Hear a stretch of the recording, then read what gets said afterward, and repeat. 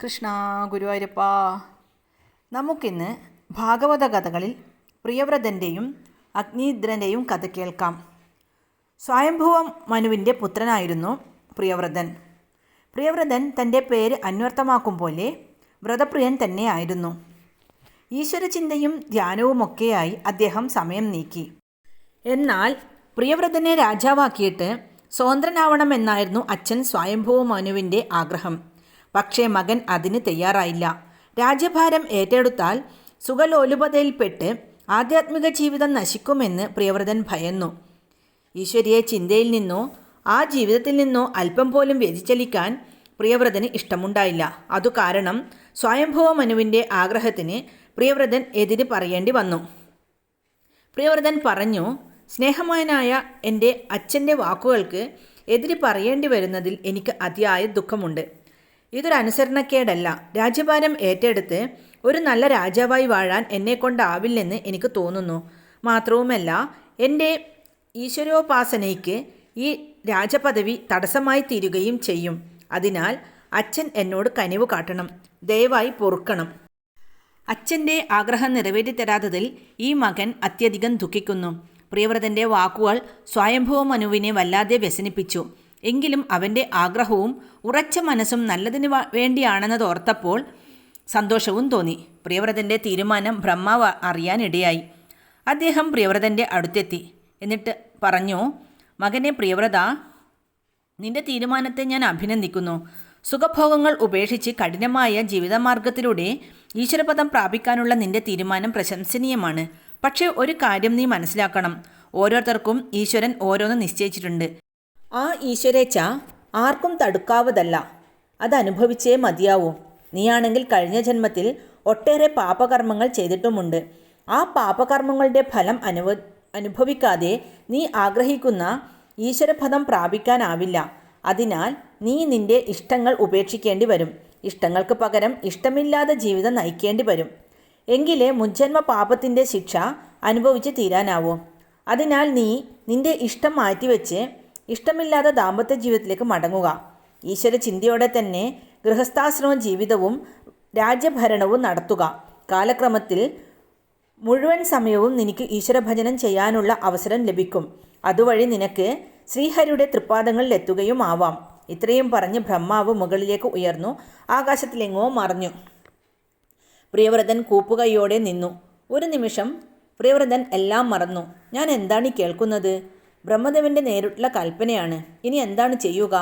പ്രിയവ്രതൻ ഓരോന്നാലോചിച്ച് ഒടുവിൽ വിവാഹം കഴിച്ച് രാജാധികാരം സ്വീകരിച്ച് അച്ഛൻ്റെ ആഗ്രഹം സഫലമാക്കാൻ തന്നെ പ്രിയവ്രതൻ ഉറച്ചു. പിന്നെ പ്രിയവ്രതൻ വിശ്വകർമാവിൻ്റെ മകളായിരുന്ന ബഹിഷ്ഠതിയെ വിവാഹം കഴിച്ചു. വളരെ സന്തോഷപൂർണമായ ജീവിതമായിരുന്നു ഇവരുടേത്. ഇവരുടെ ദാമ്പത്യത്തിൽ 10 ആൺകുട്ടികളും ഒരു പെൺകുട്ടിയും ജനിച്ചു. ഊർജ്ജസ്വതി എന്നായിരുന്നു പെൺകുട്ടിയുടെ പേര്. ഊർജ്ജസ്വതിയെയാണ് ശുക്രമുനി വിവാഹം ചെയ്തത്. ശുക്രമുനിയുടെയും ഊർജ്ജസ്വതിയുടെയും മകളായിരുന്നു ദേവയാനി.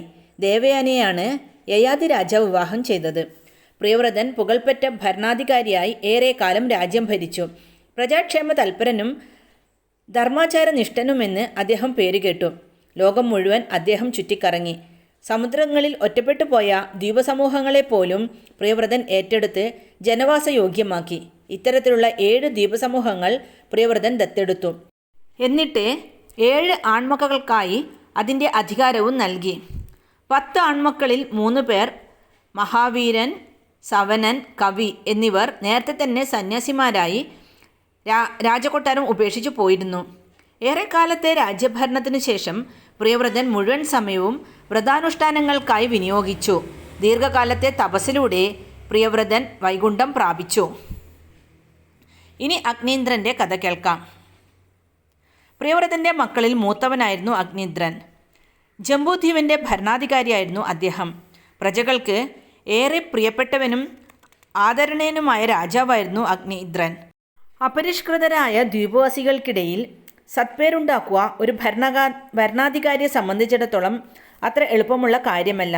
ജനഹിതങ്ങളിൽ ശ്രദ്ധിച്ചും രാജപുരോഗതിയിൽ മനസ്സിരുത്തിയും ജീവിച്ചു പോന്ന അഗ്നിദ്രൻ വിവാഹം ചെയ്യാൻ മറന്നുപോയി. എന്നാൽ സന്യാസം സ്വീകരിക്കാൻ അദ്ദേഹത്തിന് ഇഷ്ടവും ഉണ്ടായില്ല. കാരണം സന്യാസത്തിന് മുൻപുള്ള ഗൃഹസ്ഥാശ്രമ ജീവിതം അനിവാര്യമാണെന്ന് അദ്ദേഹം വിശ്വസിച്ചു. ഗൃഹസ്ഥാശ്രമ ജീവിതത്തിന് ശേഷമുള്ള സന്യാസത്തിന് അതിൻ്റെതായ പൂർണ്ണത കൈവരൂ എന്നതായിരുന്നു അഗ്നീദ്രൻ്റെ ഉറച്ച വിശ്വാസം. അതിനാൽ വൈകിട്ടാണെങ്കിലും ഗൃഹസ്ഥാശ്രമ ജീവിതം വേണമെന്ന് അദ്ദേഹം തീരുമാനിച്ചു. പക്ഷേ തനിക്ക് അനുയോജ്യയായ സഹധർമ്മിണിയെ എങ്ങനെയാണ് ലഭിക്കുക? വലിയ പ്രയാസം തന്നെയാണത്. എങ്കിലും അദ്ദേഹം ഏതു വിധത്തിലും ഒരു പത്നിയെ കണ്ടെത്തുക എന്ന തീരുമാനത്തോടെ ബ്രഹ്മാവിനെ മനസ്സിൽ ധ്യാനിച്ച് തപസ്സാരംഭിച്ചു. മന്ദര പർവ്വതത്തിലെ ഒരു ഗുഹയിലാണ് അഗ്നീദ്രൻ തപസ് ചെയ്തത്. അഗ്നീദ്രൻ ഭൂമിയിൽ തപസ്സാരംഭിച്ചിരിക്കുന്ന വിവരം ദേവേന്ദ്രൻ്റെ ചെവിയിലെത്തി. പതിവ് പോലെ ദേവേന്ദ്രന് ഭയമായി. അഗ്നീദ്രൻ തൻ്റെ പദവി കൈക്കലാക്കുമോ? അതിനായിരിക്കുമോ അഗ്നീദ്രൻ്റെ പുറപ്പാട്? ദേവേന്ദ്രന് ഒരു സ്വസ്ഥതയുമില്ല. ദേവേന്ദ്രൻ്റെ ഉറക്കം കെട്ടു. ദേവേന്ദ്രൻ ബ്രഹ്മാവിനെ കണ്ട് കാര്യമുണർത്തിച്ചു. അല്ലയോ ബ്രഹ്മദേവ, ഭൂമിയിൽ അഗ്നീദ്രൻ എന്നൊരു രാജാവ് കഠിനമായ തപസ്സിലാണ്. അതോർക്കുമ്പോൾ എനിക്ക് ഭയമാവുന്നു. ദേവേന്ദ്രൻ്റെ വാക്കുകൾ കേട്ട് ബ്രഹ്മാവ് ചിരിച്ചു. എന്നിട്ട് ദേവേന്ദ്രനോടായി പറഞ്ഞു, അല്ലയോ ദേവേന്ദ്ര, നിങ്ങൾ എന്തിനാണ് ഇങ്ങനെ പേടിക്കുന്നത്? നിങ്ങൾ നിങ്ങളുടെ ശക്തി അറിയുക. ഭൂമിയിൽ ആരെങ്കിലും തപസ് ആരംഭിച്ചാൽ നിങ്ങൾ പരിഭ്രമിക്കുന്നത് എന്തിന്? അഗ്നീദ്രൻ നിങ്ങളുടെ സ്ഥാനം ലഭിക്കാനൊന്നുമല്ല തപസ് ചെയ്യുന്നത്. അയാൾക്ക് വയസ്സുകാലത്ത് ഒരു പെണ്ണ് വേണം. അതിനുവേണ്ടിയാണ് അയാളുടെ തപസ്. ഒരു കാര്യം ചെയ്യൂ, വെറുതെ എന്തിനാണ് അയാളുടെ തപസ്സിനെ ദീർഘിപ്പിച്ചു കൊണ്ടുപോകുന്നത്? ഒരു സുന്ദരിയായ സ്ത്രീയെ അയാളുടെ അടുക്കലേക്ക് പറഞ്ഞയച്ചോളൂ. ബ്രഹ്മാവിൻ്റെ നിർദ്ദേശപ്രകാരം ദേവേന്ദ്രൻ ഇന്ദ്രസദസ്സിലെ മികച്ച നർത്തകിയും ഗായികയുമായ പൂർവചിത്തി എന്ന അപ്സരകന്യകയെ ബ്രഹ്മാവിൻ്റെ അടുക്കലേക്ക് പറഞ്ഞയച്ചു. അദ്ദേഹത്തിൻ്റെ അനുവാദം വാങ്ങുവാനായി പൂർവചിത്തി ബ്രഹ്മാവിൻ്റെ അടുക്കൽ ചെന്നു. ബ്രഹ്മാവ് കാര്യം പറഞ്ഞു. നീ ഭൂമിയിൽ പോയി അഗ്നീദ്ര രാജാവിൻ്റെ ഭാര്യയായി കഴിയുക. ബ്രഹ്മാവിൻ്റെ കൽപ്പന കേട്ടിട്ട് പൂർവചിത്തി പറഞ്ഞു, അല്ലയോ ബ്രഹ്മദേവ, അങ്ങയുടെ കൽപ്പന ഞാൻ ശിരസാ വഹിക്കുന്നു. പക്ഷേ ഒരു കാര്യം, ഞാൻ ഒരു അപ്സര കന്യകയാണ്. ജീവിതകാലം മുഴുവൻ ഒരു മനുഷ്യൻ്റെ ഭാര്യയായി കഴിയാൻ സാധിക്കുമെന്ന് ഉറപ്പു പറയാൻ ആവില്ല. എന്നാണോ എനിക്ക് മടങ്ങി വരണമെന്ന് തോന്നുന്നത്, അപ്പോൾ ഞാൻ മടങ്ങിപ്പോവും. അതിന് അങ്ങ് അനുവാദം നൽകണം. പൂർവചിത്തിയുടെ അപേക്ഷ കേട്ടിട്ട് ബ്രഹ്മാവ് പറഞ്ഞു, അതിനൊന്നും ഞാൻ എതിരല്ല. നിനക്ക് എപ്പോൾ വേണമെങ്കിലും മടങ്ങിപ്പോരാം. ഇതെല്ലാം നിന്റെ ഇഷ്ടമാണ്. ബ്രഹ്മാവിനെ നമസ്കരിച്ച് യാത്രാനുമതിയും വാങ്ങി പൂർവചിത്തി മന്ദരപർവ്വതത്തിലെ അഗ്നീദ്രൻ്റെ ഗുഹയിലെത്തി. അതിസുന്ദരിയായ പൂർവചിത്തിയെ കണ്ട് അഗ്നീദ്രൻ അതീവ സന്തുഷ്ടനായി. രാജാവ് പൂർവചിത്തിയെയും കൂട്ടി രാജകൊട്ടാരത്തിലേക്ക് തിരിച്ചു. അവിടെ അവർ സന്തുഷ്ടമായ ജീവിതം നയിച്ചു. കാലക്രമത്തിൽ ഈ ദമ്പതിമാർക്ക് 9 ആൺകുട്ടികൾ ജനിച്ചു. സന്താന സൗഭാഗ്യത്തിൽ അഗ്നീദ്ര രാജാവ് വളരെ സന്തോഷിച്ചു. 9 കുട്ടികളെ പ്രസവിച്ചതോടെ പൂർവചിത്തി ഭൂലോകവാസം വെറുത്തു. അവർ രാജാവിനെ ഉപേക്ഷിച്ച് ഇന്ദ്രലോകത്തേക്ക് പോയി. പൂർവചിത്തി പോയതോടെ അഗ്നീദ്രന് വലിയ ദുഃഖമായി. ഭരണകാര്യങ്ങൾ ശ്രദ്ധിക്കാൻ പോലും അദ്ദേഹത്തിനായില്ല. സദാ പൂർവചിത്തിയെ ചിന്തിച്ച് രാജാവ് സമയം കളഞ്ഞു. എങ്ങനെയെങ്കിലും പൂർവചിത്തിയെ തിരിച്ചു കിട്ടിയെങ്കിൽ എന്ന് അദ്ദേഹം ആശിച്ചു. രാജ്യകാര്യങ്ങളിൽ താല്പര്യം കുറഞ്ഞ രാജാവ് ജംബൂദ്വീപ് 9 മക്കൾക്കായി വീതിച്ചു കൊടുത്തിട്ട് തപസ്സിനായി പോയി. മോക്ഷപ്രാപ്തിക്ക് വേണ്ടിയല്ല അദ്ദേഹം തപസ് അനുഷ്ഠിച്ചത്. മോക്ഷപ്രാപ്തിയേക്കാൾ അദ്ദേഹത്തിന് വലുത് പൂർവചിത്തിയെ ലഭിക്കുക എന്നതായിരുന്നു. പൂർവചിത്തിയെ ലഭിക്കാനാണ് അഗ്നീദ്രൻ തപസ് അനുഷ്ഠിക്കുന്നത്. ആദ്യമൊന്നും ഫലമുണ്ടായില്ല. ക്രമേണ അഗ്നീദ്രൻ കഠിനമായ തപസ്സിലേർപ്പെട്ടു. അതോടെ ശ്രീഹരി അദ്ദേഹത്തെ ആശീർവദിക്കുകയും ആഗ്രഹം സാധിച്ചു കൊടുക്കുകയും ചെയ്തു. രാജാവ് പൂർവചിത്തിയുടെ ലോകത്തേക്ക് യാത്രയായി. അഗ്നീദ്രൻ്റെ 9 മക്കളും വിവാഹിതരായി. മേരുവിൻ്റെ പുത്രിമാരെയാണ് അവർ വിവാഹം ചെയ്തത്. അഗ്നീദ്രൻ്റെ മൂത്തപുത്രനായ നാഭി രാജാവിന് ഭാര്യയായ മേരുദേവിയിൽ കുട്ടികൾ ഉണ്ടായില്ല. അതിൽ രാജാവും ദേവിയും വളരെ ദുഃഖിതരായിരുന്നു. പലവിധ വഴിപാടുകളും പൂജകളും നടത്തി. എന്നിട്ടും സന്താന സൗഭാഗ്യം ഉണ്ടായില്ല. അതേ തുടർന്ന് വലിയ ഒരു യജ്ഞം നടത്താൻ രാജാവ് തീരുമാനിച്ചു. അതിനുവേണ്ട പല ഒരുക്കങ്ങളും നടത്തി. രാജ്യത്തിലെ ഏറ്റവും പ്രശസ്തരായ യജ്ഞപുരോഹിതന്മാരാണ് യാഗത്തിന് നേതൃത്വം നൽകിയത്. യാഗം വിധിയാംവണ്ണം ശുഭകരമായി നടന്നു.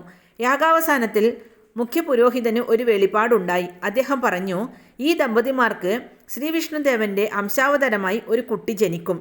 പുരോഹിതൻ്റെ വെളിപാട് കേട്ട് കൂടി നിന്നവർ അത്യാഹ്ലാദപൂർവ്വം വിഷ്ണുദേവനെ സ്തുതിച്ചു. നാഭി രാജാവിനും മേരുദേവിക്കും എന്തെന്നില്ലാത്ത സന്തോഷം. ഈ വർത്തമാനം അറിഞ്ഞ് രാജ്യത്തെങ്ങും ആഘോഷമായി. വെളിപാടിൽ പറഞ്ഞതുപോലെ മേരുദേവിക്ക് ഒരു ആൺകുട്ടി പിറന്നു. ദേവിക്ക് കുഞ്ഞു പിറന്ന വിവരം അറിഞ്ഞ് ബ്രാഹ്മണരും പുരോഹിതരും താപസശ്രേഷ്ഠന്മാരും കൊട്ടാരത്തിലെത്തി. കുഞ്ഞിനെ കണ്ട് അവർ നിർവൃതി അടഞ്ഞു. ദിവ്യലക്ഷണങ്ങൾ പലതും അവർ കുഞ്ഞിൽ കണ്ടു. ശ്രീ വിഷ്ണുദേവന്റെ അംശാവതാരമായ കുഞ്ഞിൽ ദിവ്യലക്ഷണങ്ങൾ കണ്ടില്ലെങ്കിലേ അതിശയിക്കേണ്ടൂ. പുരോഹിതർ കുഞ്ഞിന് ഋഷഭൻ എന്നു പേരിട്ടു. ഋഷഭൻ അതിസമർത്ഥനായി വളർന്നു വന്നു. പാണ്ഡിത്യത്തിലും കായികവിദ്യയിലും ഋഷഭനെ ജയിക്കാൻ ആരുമുണ്ടായിരുന്നില്ല. ഋഷഭൻ വളർന്നു വലുതായതോടെ അച്ഛൻ രാജ്യഭാരം അവനെ ഏൽപ്പിച്ചു. എന്നിട്ട് ഭാര്യാസമേതം വാനപ്രസ്ഥ ജീവിതത്തിനായി കൊട്ടാരം വിട്ടു. ദീർഘകാലത്തെ കാനനവാസത്തിനും കൊടും തപസ്സിനും ശേഷം ഭഗവാൻ വിഷ്ണുവിൻ്റെ അംശാവതാരത്തിന് കാരണക്കാരായ ആ ദമ്പതിമാർ മോക്ഷം പ്രാപിച്ചു.